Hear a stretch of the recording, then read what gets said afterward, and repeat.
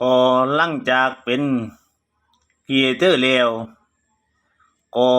ครีเอเตอร์ว่าครีเอเตอร์ก็นะจะว่าจะทำช่อง YouTube นะครับจะทำช่อง YouTube แต่ตอนนี้ยังไม่มีตังค์ที่ปล้ำกับอีบอบแล้วกู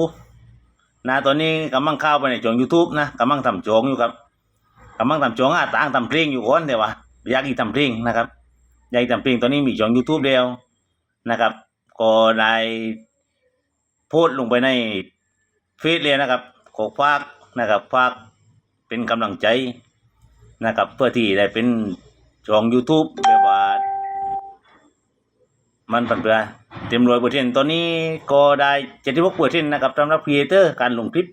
ได้76%เลยนะครับการเข้าชมนะครับแต่ว่าทีนี้ต้องทำคลิปเพื่อไม่มากกว่านี้นะครับโก้ฝาก